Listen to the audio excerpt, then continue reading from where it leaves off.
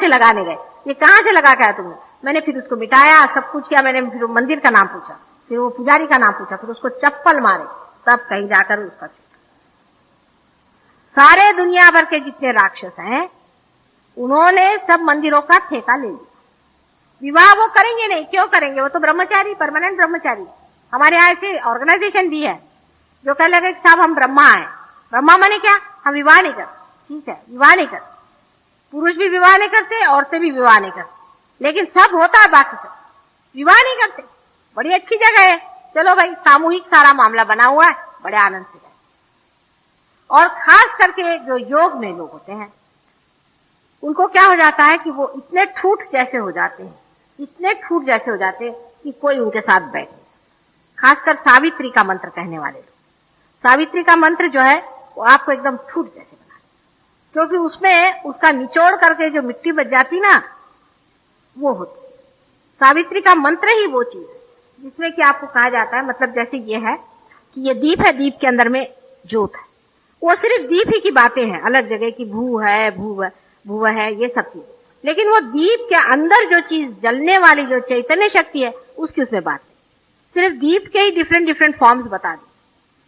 अब आपने वो रटना शुरू कर दिया। अब जो लोग ऐसा करते हैं उन लोगों को बड़ा प्रॉब्लम हो जाता है कि किसी समाज में वो फिट इन नहीं होती, क्योंकि जहां भी जाएंगे वहां लोग अगर जिस कुर्सी पे वो बैठेंगे वहां उनका बंठा ढार, जिसके घर में दर्शन दिए वहां गड़बड़, तो वो करते करते उनको ये लगता है कि चलो किसी आश्रम में बैठे, चलो पौंडेचेरी जाए, चलो वहां जाए, चलो। अब वहां सब ऐसे ठूठ मियाँ बैठे हुए हैं, तो इन लोगों का आपस में पटता है, क्योंकि सभी ठूठ है। तो इस वजह से इस तरह के ऑर्गेनाइजेशन फिर बन जाते, इसमें सब ठूठ लोग बैठ करके ये प्लानिंग करते कि औरों को कैसे ठूठ बनाया जाए, औरों का कैसा बंठा ढार, ये सारी व्यवस्था होती रहती। और क्रोध, इतना इन लोगों में क्रोध होता है कि आप उनसे एक मिनट बात, आपने बात की कि उन्होंने बस से आपके ऊपर एक जो मारी हाथ, तो आपने सोचा कि हरे हरे ये लोग किसी का कभी कल्याण नहीं, क्योंकि जिसके हृदय में प्रेम ही न हो, जिसके अंदर जिसे करुणा कहते हैं वही न बह रही हो, जिसके अंदर किसी भी प्रकार का माधुर्य नहीं हो, वो मनुष्य किसका कल्याण कैसे कर सकता है? इसलिए आपको ऐसे अति कोई भी मार्ग में नहीं जाना चाहिए। हालांकि सुना है कि अब गवर्नमेंट ही इसको करा रही, तो भगवान ही बचाए रखते, पहले ही क्या। फिर जब कहते हैं मराठी में जैसे कि राजा ने मारना शुरू कर दिया, तो अब क्या करें, अब अगर गवर्नमेंट ही योग शुरू करा देगी तो भगवान बचाए। कोई भी अपना उपाय सहज योग से जितना आसानी से कर सकता है, सरलता से कर सकता है, उतना योग से नहीं, एक क्षण में भी हो सकता है। सहज योग से इलाज एक क्षण में होता है।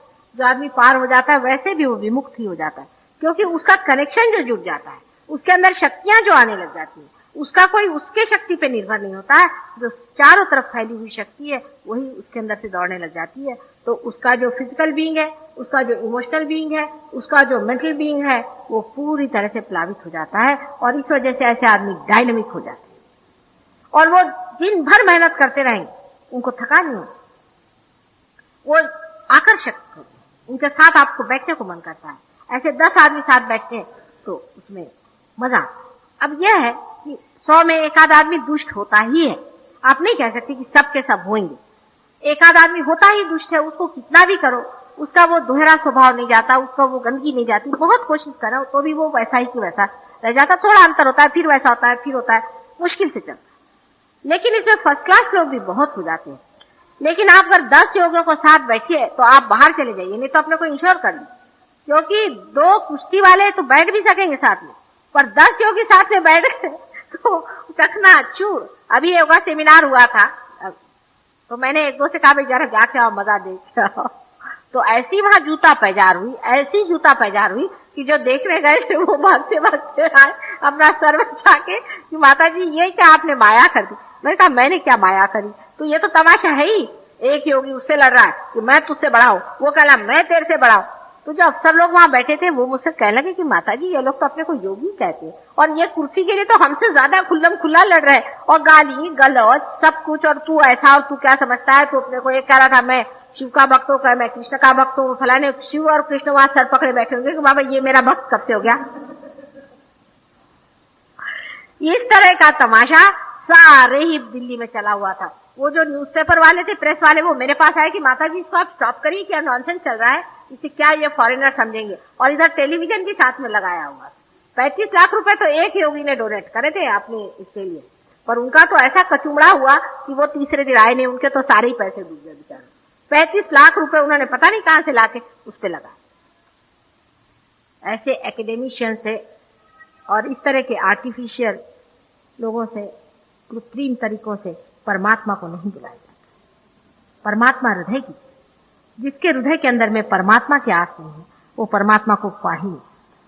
जो लोग अपने को एकेडमिक बना रहे हैं और उसको सारा एक बड़ा भारी एकेडमिक, उसका बड़ा भारी उन्होंने बड़ा विवरण दिया, बड़ा भाषण दिया, हालांकि उनके सर पे ऐसा लग रहा था जैसे कोई भूत नाच रहा है। वो क्या बोल रहे थे वो ही जान रहे थे, बाकी तो किसी के समझ में नहीं आया कि वो क्या बक रहे हैं। ऐसे लोग अगर आपका संचालन करें तो आपको अपनी स्वतंत्रता पे पूरा भरोसा रखना और अपनी स्वतंत्रता पे खड़ा होना।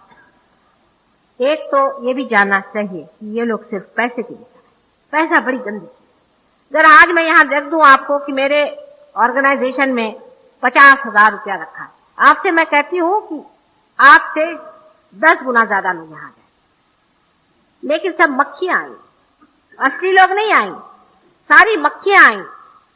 वो पैसा है, जो पैसा रखा गया है वहां पर। हम योगा सेमिनार में बोलेंगे हमारी इतना ये होगा, महत्व होगा, ये होगा, फिर लोग हमारे पास में आएंगे, हम बड़े माने जाएंगे। और ये सब चीजों से, इसी एक मिथ्या चीज के पीछे में इन लोगों ने ये योग जो है, बेचारे सीधे साधे गृहस्थी में रहने वाले लोगों को उनके खोपड़ी पे डाले। विवाहित मनुष्य के लिए मना कि वो हठ योग पे जाए, बिल्कुल ही मना, क्योंकि हठ योग से पहली चीज जो होती है उसे कहते हैं इम्पोर्टेंस। पहली चीज आएगी इम्पोर्टेंस। आप हठ योगी को देखिएगा कि वो इम्पोर्टेंट होता है पहली चीज, क्योंकि जब उसका ड्रेनेज शुरू होगा तो पहला वो मूलाधार चक्र पे ड्रेनेज होगा। और ऐसा आदमी इनोसेंस बिल्कुल नहीं होगा, बड़ा चालाक और काया होगा।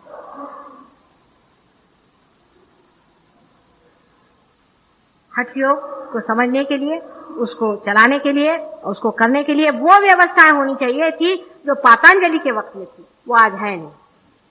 आजकल तो ग्रैंड पेरेंट्स तो छोड़ो, अपने सास ससुर को भी कोई घर में नहीं टिकने, और माँ बाप जो है रात दिन बच्चों को ये सोचते कि कहां से बला घर में आ गए। ऐसी हालात में जितना भी आपके पास ड्रेन है उसे खत्म करना, आपके जितने टेंशन हैं उसको हटाना और नॉर्मल तरीके से आप रहिए, जैसे नॉर्मल विवाहित लोग रहते हैं उस ढंग से आप रहिए। एक्सट्रीम्स होने से सहयोग नहीं काम करेगा। जो लोग एक्सट्रीम टेम्परामेंट पे हैं उन पे सहयोग नहीं चलता है, और लोग फिर ये सोचते हैं कि माता जी आपने हमको क्यों नहीं पा रहे, क्या बात है, हम क्यों नहीं पा रहे? क्योंकि आप एबनॉर्मल आदमी हैं, एब्स्टिनेंस कि ये नहीं खाएंगे, वो नहीं खाएंगे, भूखे मरेंगे। जो लोग भूखे मरते हैं जानबूझ करके, ऐसे तो बहुत मर रहे हैं बेचारे, वो तो हो जाएंगे पार, लेकिन जो जानबूझ करके भूखे मर रहे हैं वो कभी पार नहीं। आप अपने अंदर बसे हुए अन्नपूर्णा का अपमान करें, इसका मतलब नहीं कि आप बकासुर हो जाएंगे, बिल्कुल भी नहीं, वो दूसरी साइड है। लेकिन एब्स्टिनेंस की साइड पे मैं बता रही हूं कि एक्सट्रीम एब्स्टिनेंस जो है वो नहीं करना चाहिए। सिर्फ एक ही चीज का एब्स्टिनेंस हो सके सहयोग से पहले तो अच्छा है, नहीं तो बाद में तो मैं छुड़ा ही देती हूँ, वो है शराब और स्मोकिंग भी थोड़ा बहुत, क्योंकि दोनों ही हमारे अवेयरनेस पे काम करते हैं, हमारी चेतना पे पड़ते हैं। इसे दो चीज को छोड़ने का प्रयत्न करना चाहिए। अगर छूट जाए तो ठीक है, और नहीं छूटे तो बाद में मैं ध्यान में आपका छोड़ा दूं।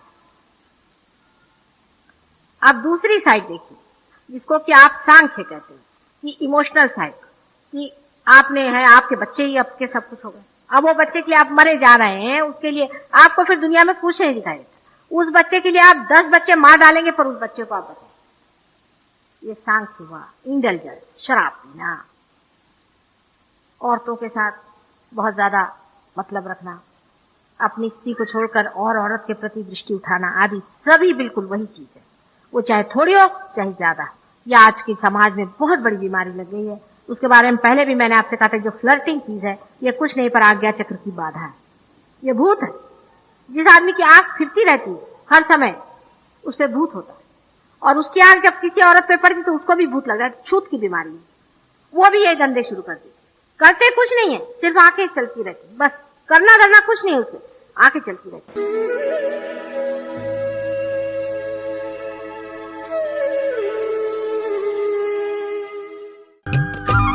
सब्सक्राइब कीजिए कुंडलनी जागरण को और प्रेस कीजिए बेल आइकन को, जिससे कि आपको मिल सके हमारी लेटेस्ट वीडियो सबसे पहले।